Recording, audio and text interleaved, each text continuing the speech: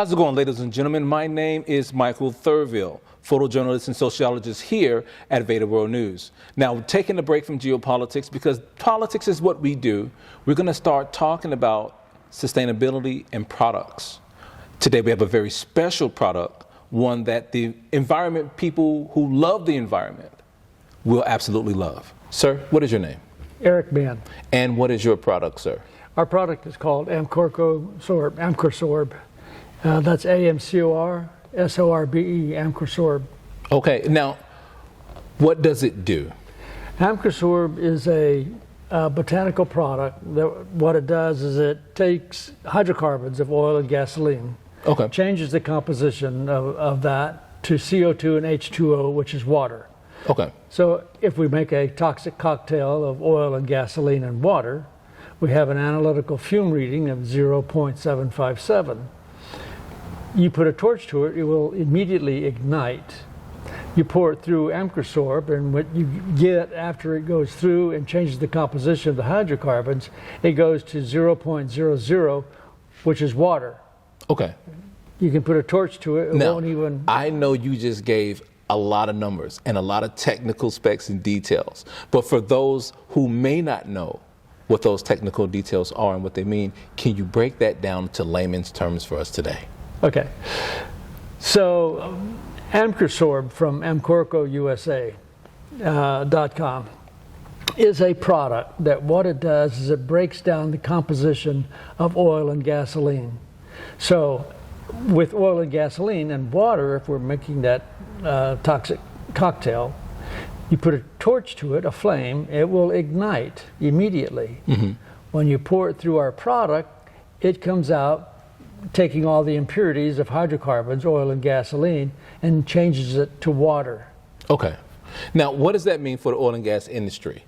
What that means to the oil and gas industry is that when they are dealing with wastewater, for instance, mm-hmm. Or toxic spills, and we have a lot of those toxic spills that are happening, not just in Houston, but globally. And that's very unfortunate.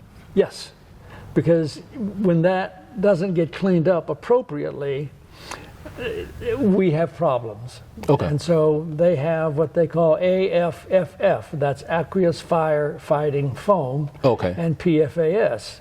Those are what we call forever chemicals. And they're still using these forever chemicals today? They are.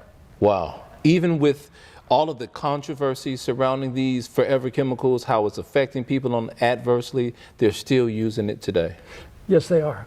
Wow. Even though there is a federal mandate that says they are not to use them. Wow. So that truly makes your product unique in the aspect that, one, you're falling within the scope of the federal mandate, and you're also saving people from forever chemicals and forever plastics. Correct. Wow. So with our water, for instance, mm-hmm. that's a main concern to me and our company. It should be. And it should be to everybody. Yes. And in Houston, for instance, if I may, the water is a 6.7 ppb. That's 6 billion parts. That's parts per billion. Okay. Okay, and 330 times over the safe threshold of drinking water. Right here in Houston? Yes, sir. So are you effectively telling us that the drinking water right here in Houston is no good? I wouldn't say it's fit for human consumption. Ladies and gentlemen, if you're watching this episode here and you stay in the Houston area, this is one of the biggest reasons why Fifth Ward is having some of the issues that it has and the surrounding counties within Houston is because the water here is simply not up to standard as far as drinking is concerned. Please, sir, continue. Okay, so for instance, talking about the Fifth Ward, all right, and Kashmir Gardens. Yes. They built building a huge apartment complex without testing the soil. Why would they do that? Well, good question.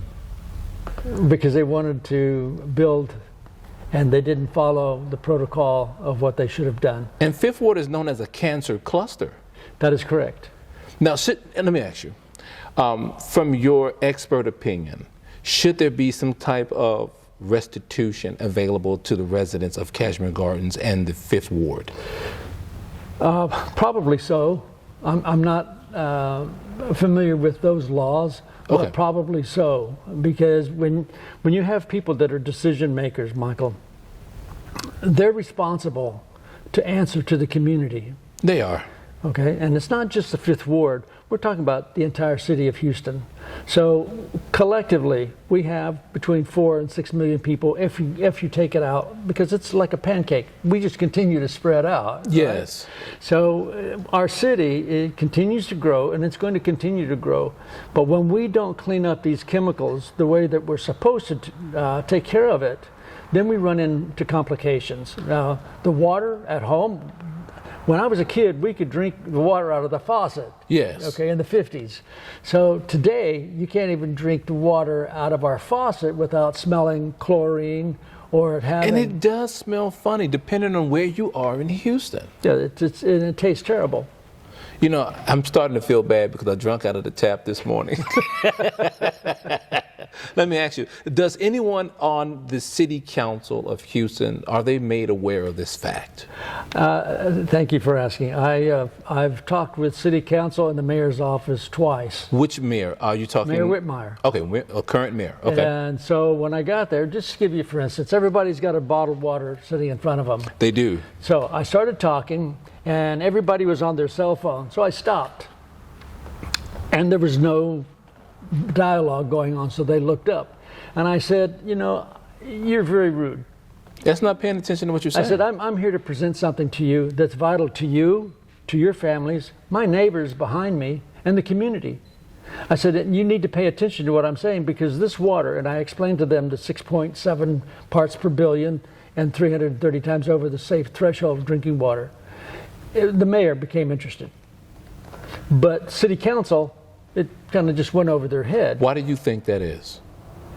That city council didn't... Yes. Why do you think that indifference was shown?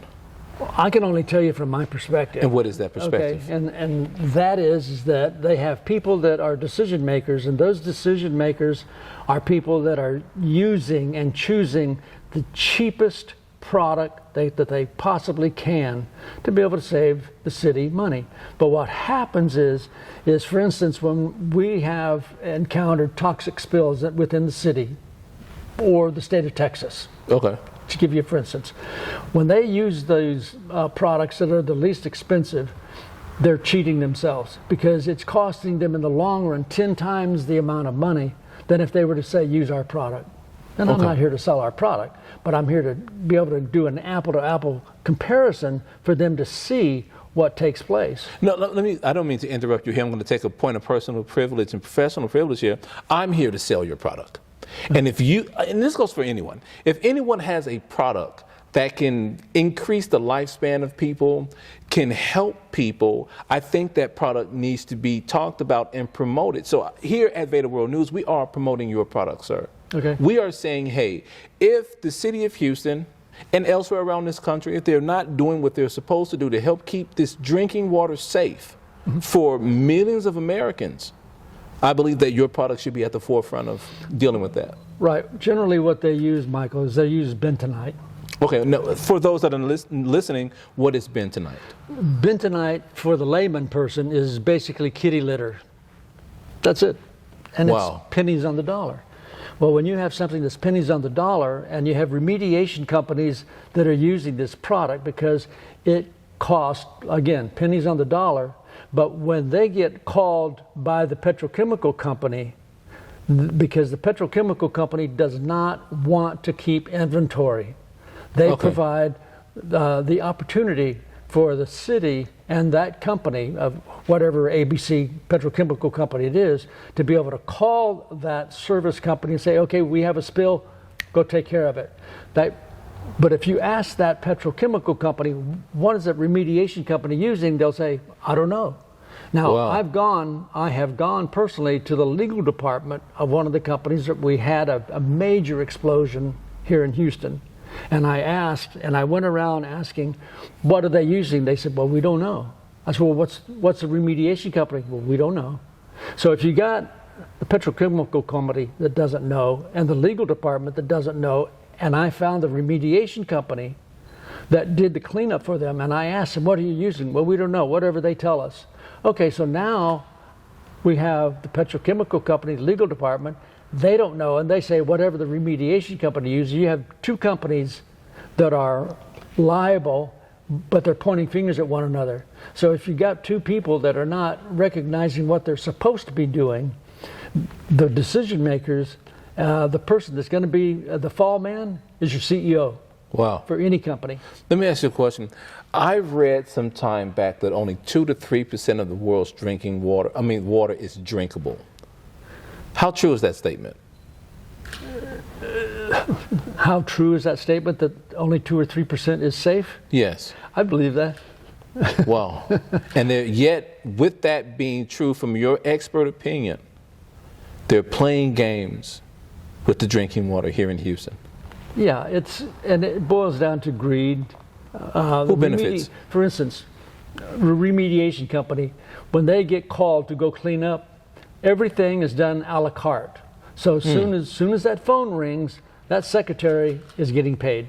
Okay. From that moment. Then she calls and rings the bell, and it alerts the emergency crew to go out and start cleaning. Well, from the goggles that they use, to the face mask or respirators, to the booties, to the gloves, everything is a la carte. So when they're done with the job, for instance, out in San Jacinto, they had a spill. It was a small spill, but it was one of the council people that was that had the property, and they buried, I think, about 55-gallon drums, and it had a leak. You may have remembered that. Wait, they buried 55-gallon drums. Right, and they leaked. And so in the first 24 hours, they spent over $1 million. Wow. They wouldn't have had to do that had they used our product.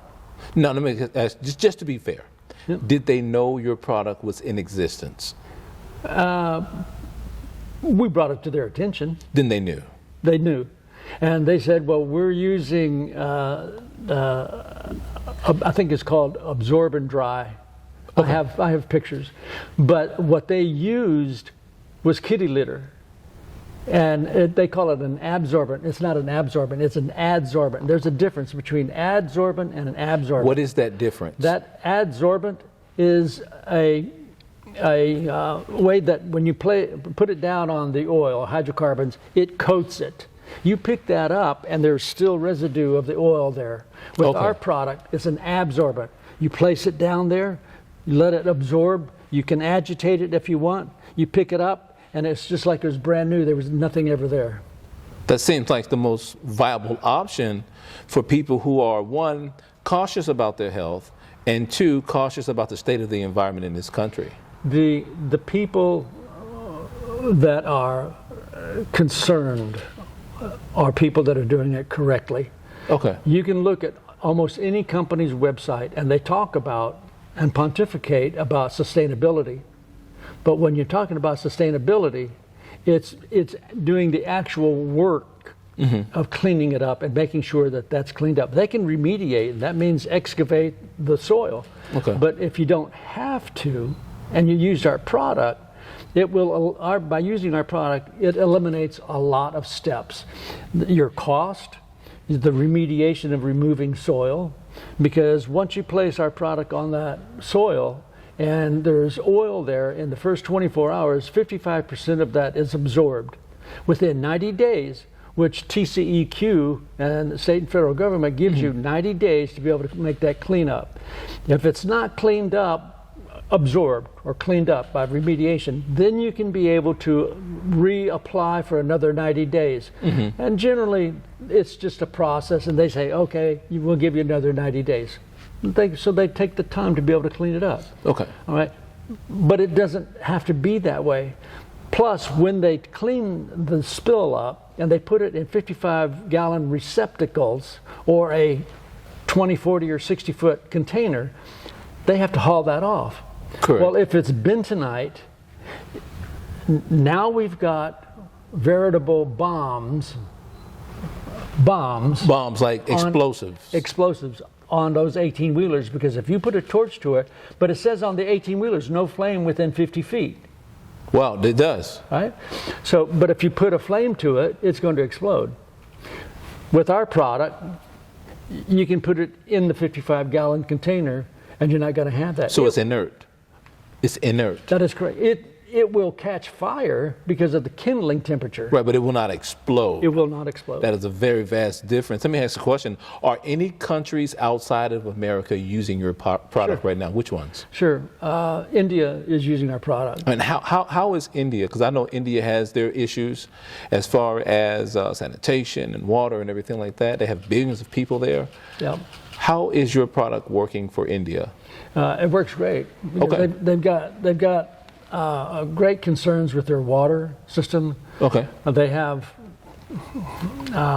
malaria, cholera, and E. coli, and our product will take all that out. It'll take heavy metals out of the water. Oh, wow. So what we do, we have jumped through hoops to be able to have the seals of the USDA and the EPA. Now, when we applied to the USDA, United States Department of Agriculture, they required us to be able to send samples to one of 3 vendors that only deal with the federal government, that our federal government recognizes as bona fide vendors to make you to do the testing for. So that was like a test run. They were allowed to do the test run with a already pre-existing vendor, correct? Correct. Okay. So we went with the University of Georgia. Okay. And the professor there, and they did laboratory tests for us. They did all the tests because in order to be able to earn that seal, you have to pass through specific concerns that the United States government says you have to do. No, this. I have a question here because I'm very bullish on Texas. I love everything about Texas. Why wasn't the University of Houston or even Texas Southern University able to conduct these tests right here in our backyard? I probably could have, but in order to get to those people, you're jumping through hoops. Okay. And you have no idea, Michael, how many stiff arms I get when dealing with the city. You call the fire chief in the city of Houston, and I've got notes of dates and times that I've called and requested them to give me a call back, and I never get a call back. And I've asked them, what is it that they use? And you know what? He didn't even know. Really? So I'm thinking, if you're the fire chief and you don't even know what we're using to clean up these toxic spills, and there's different chemicals. Yes. They may use different things. But give me one. I'm just asking for one. And I couldn't even get an answer from them for that. Wasn't there recently a spill on the 45, maybe sometime last year? I remember they shut it down at one point. Yeah, but they just had a spill here, I think, last week. Oh, wow. Okay. We have spills all the time. All right, so what product do they use for them? I mean, why not use your product? You're right here in Houston, Texas. Why not? What they do, again, is they're going to use bentonite. It's cheap. The guys go out there, they throw it down, and they sweep it up, and yet, once they clean it up, they either have to use a dispersant, a solvent, or a detergent. And what do they do after that? They use a hose and they wash hose it down. And where does that go? Right down. It goes into the side of the road or into the sewer system. What does that mean for the average consumer? Well, you can't do that by federal law. Okay. But the question still remains, what does it mean for the average consumer? Well, it goes into the sewer system, then it goes into our water system. And the effects are? Sir? And the effects are? Well, they're not good. For instance, out in Galveston, every year we have FEB. I call it FEB. That's flesh-eating bacteria. Okay. You've probably heard about that. Yes. Every summer, people that get that. You go to Galveston, you can bet that somebody's going to get flesh-eating bacteria. How does that happen? Because of the chemicals that are in the water. Now, let's take that a step further. We're no longer dealing with flesh-eating bacteria. People are losing limbs. And that has been in the news, so it's not something that I'm making up. Understood. Well, not only that, now the news media, our TV stations have reported that people are dying, that we've had deaths from people going into the waters of our Galveston Bay. Is this due to the chemicals that's being used to clean up certain spills? Well, it's due to the inappropriate products that they're using, because they're not cleaning it up. Okay. It just doesn't clean it up. Now, we had to go and we spent a lot of money on laboratory tests, where we have 29 pages. And for instance, wastewater, the Odessa Permian Basin area, they have 25 million barrels a day that they have to clean up. You know what that equates to in terms of gallons? How much? That's about 1 billion gallons a day that they have to clean up. Wow. Well, how do they do that? How? Well, they use the cheapest that they can. You know, they're spending money. What they're doing is they're throwing stuff against the wall And hoping it sticks. hoping it sticks, and it doesn't. And so I have given them solutions. I keep writing them. So people call me the Aaron Brockovich of Houston, because we have a solution. I'm dealing with a 50 acres spill down in Liberty County, down in Dayton, Liberty County. And it was brought to my attention by, I think, KPRC Channel 2. But my CFO, Mr. Miller, brought it to my attention. He said, "Did you hear about this?" And I said, "No." I went down there, and I would be happy to show you pictures. The oil that was spilled there is the size of a swimming pool and about 3 feet deep. Wow, that is a lot. That's a lot. Now, I was able to get a law firm to represent 200 families. 200 families. Class action? No. Okay. No, they're handling on a individual basis. Okay. And that's Collins and Elizondo law firm. Okay. So what they did was they went down there. I asked them to go down there if they would represent the people. They went down there on a Saturday. I was amazed. But they went down there, they collected everybody, the information. Well, since that time, people have been incarcerated. I know people that have been 6 months incarcerated because they said that they were at fault. They weren't. They went down there, they arrested people and threw them in jail, threw them in the ground. I have videos of all this. But there are things that, improprieties that occurred down there that should not have happened, but they did. Understood. So it's now gone into the court process. I've been in court. I've seen some of our agencies, the TCEQ, the Railroad Commission, and I can go on with some of the other agencies that under oath lied right before the court. Did they lie, or were they just simply not aware? No. They lied under oath. Wow. And it's all there. No repercussions or recourse? Well, they were, the company that had the spill was told that they could not, there was a temporary restraining order. And the judge said, you cannot go over there, you cannot do any work, you cannot drill or anything. You are to cease doing business. Okay. And they didn't pay any attention, and they went out there, and they're supposed to give the people 2-week notice before they go out and go on their property. The way it is down there is that the people own the property, but the petrochemical company owns the mineral rights. Gotcha. But in order to be able to go on these people's private property, they have to, by contract, alert these people by asking or saying, we would like to come out within 2 weeks. But they haven't done that. Understood. So, but we have spills, as I said, Michael, that are happening all the time, or explosions. We're the largest petrochemical industry so in something the is world. bound to happen at some point in time down the line. I mean, I'm all for the petrochemical companies. I really am. I'm not here to bash them or anything. I'm here to support them And help. I'm here to give them solution. Yes. Now, I'm not trying to sell them something that they're not using, because they're spending money already. My thing is, if you're spending money already on something that's cheap, as your inventory depletes, replace it with something that does work. Yes. And I just tell them, I'll do an apple to apples comparison. Well, let's ask a quick question. Talk about economics, because money seems to be the big thing. You know, they want to go with the cheapest contractor. How much does your product cost? On the outset, it may cost more. Okay. All right.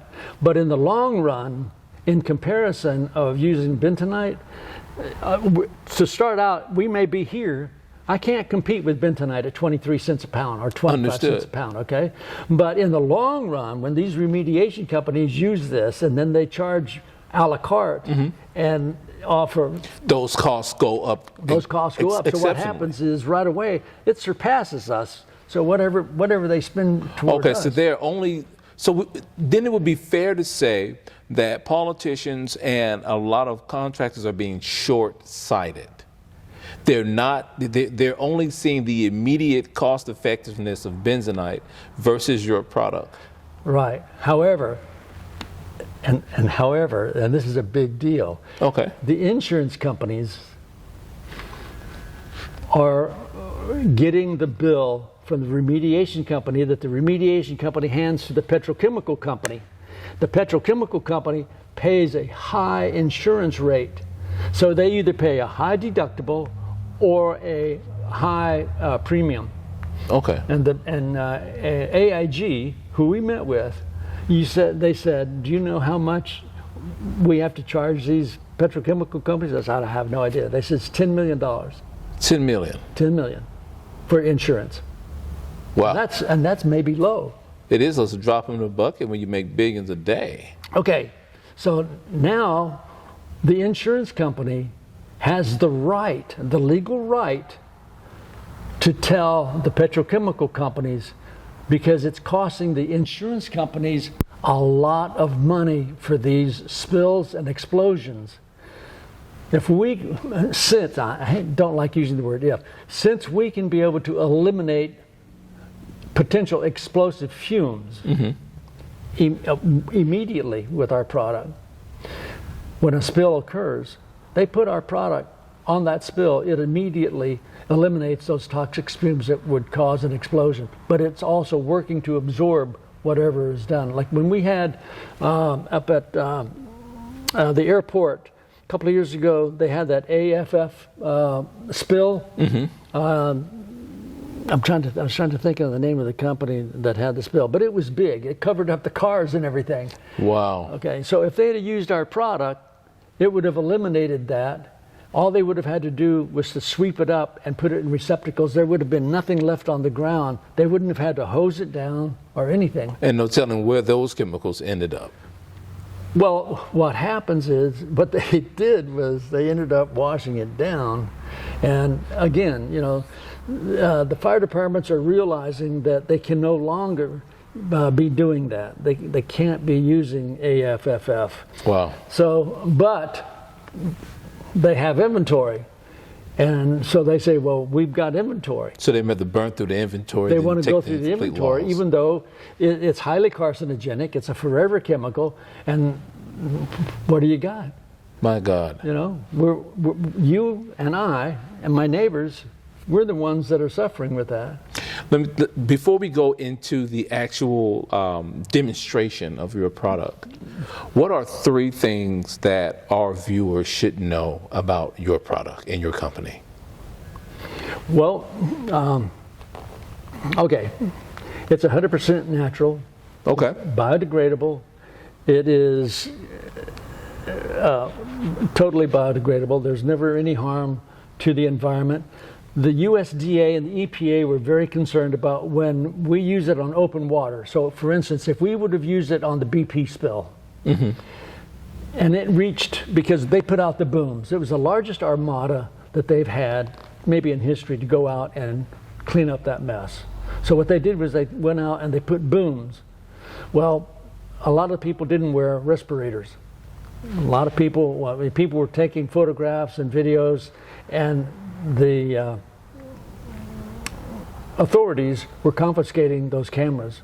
People that went out at night, people have actually died from inhaling 50 miles inland. Really? And I have a video of that. of a woman, a nice-looking woman. She was interviewed by the news, and she was speaking really harshly with her voice. You could tell she was Affected. She was laboring. And so what happened was they asked her, well, what are those marks on your neck? And she said, oh, those, I don't know. And it looked like a tattoo, like veins. Yes. Okay, like thorns. And she said, but they're all over my body. And she lifted up her sweater, and there were all these, these veins of whatever it was that was going up her body. And 6 months later, she was dead. Was she the only case? No. How many people? I don't know the exact number, but there's plenty of video of doctors, professional people that talk about the people that have died. Now, down in Dayton, for instance, they had 2 children die. One was an infant. I've got pictures of children that have open lesions. Any compensation for the families? Not yet. And how long ago was That's this? why I went and got the law firm to be able to represent them, because that should never have happened. And Not in this country. Sir? Not in this country. Not in this country. Well, there's a lot of things that are happening that shouldn't be happening in this country. This is true. Okay, but my concentration is about our water. What I have is a plant. And in order for us to be able to have gotten the USDA seal and the EPA seal and different agencies to be able to use our product, they had to know from the University of Georgia that our product was completely green. In other words, it's 100% plant-based. Okay. It's 100% protein. Really? So when it reaches, like I was talking about, the oil spill in the Gulf, the oil went into the estuaries and the mangroves, well, and the birds. And so they cleaned those birds with Dawn, blue Dawn. Yes. That's, if you look at that, it tells you it's highly carcinogenic. It's like cigarettes says. Wait, are you saying Dawn soap? Dawn soap. We use this product every day. Yeah. And it's carcinogenic. Look on the label. Wow. Okay, so I challenge anybody that uses blue Dawn. I'm going to go ahead and check that out as soon as I get home, because I went to the dollar store last week and got some of that blue Dawn. And I am a fan of Dawn. I mean, it actually works, but I mean, I don't want to wash my hands in something carcinogenic. Do you know what it is? What is it? It's a dispersant. It is a detergent, so to speak, but if you take one drop, and you got a pan or a pot. Okay? Yes, I've seen that. Okay, and there's oil in it, and you put one drop, what happens? It disperses to the side, right? Yes. So it's a dispersant. It breaks it up into finite molecular structure. And so that's what they did when they used the dispersant in the Gulf. Well, you know, out of sight, out of mind. They thought, well, it wasn't there. They thought this is the greatest thing, but what they didn't say was underneath the surface, I think it was 14 miles long and 10 miles wide, you had this cloud of oil. Wow. And it reached the beaches. Okay, we had millions of fish and dolphins die, got into the estuaries and the mangroves. So what happened? They don't want the remediation companies going back in the mangroves, because by them trampling down, they're going to do more damage. So with our product, had they used it in open water and it floated with the oil, by the time it reached back there, the birds of fowl, with our product, plankton, which we need. Plankton can feed on our product, which is life. It will go all the way up the food chain, from the small fish to large fish. To us. Okay? Birds of fowl can eat it. There's no harm, because there's nothing there. Even though it's been put on hydrocarbons of oil, that oil, the product, Amcor Sorbe, will take that product and it consumes the oil as if it were food. Changes the composition to CO2 and H2O, which is water, okay? So when it gets back there, the birds of fowl, the marine life, endangered species like the turtles, they feed on that. But what they don't eat will settle, and it becomes a natural fertilizer. What does it do? It enriches the opportunity for the environment to give growth. Wow. Talk about the circle of life. Well, I'm just the founder of this company, but I'm a servant first. Okay. And this plant, God gave us everything on this green earth to be able to take care of this earth. And it is incumbent upon man to be the servant and take care of this earth. This is true. I just happen to be a person fortunate enough that I'm representing this plant. Well, I can tell you now, here at VEDA World News, and I'm quite sure a lot of our viewers are wishing you the best of luck and endeavors and future success on this particular product here, which is, quote unquote, in the circle of life here. Yeah. Saving lives, you know, changing the world. We have, people ask, well, do you have enough product? We have partnered with farmers across the United States. Okay. That we've accumulated 1 million acres to be able to plant and harvest. Okay. So I think we can be able to handle. Let me ask you a question before we get into that demonstration. China. Yes. Is China interested in your product? Yes, they are. Are they moving forward? We're in talks as we speak. Congratulations. Thank you. Congratulations. We're getting into this demonstration for this fabulous product. It is biodegradable, it is organic, and it's more importantly, it saves lives. Sir, yes. This product, let's talk about it. This is a plant. It's 100% plant-based.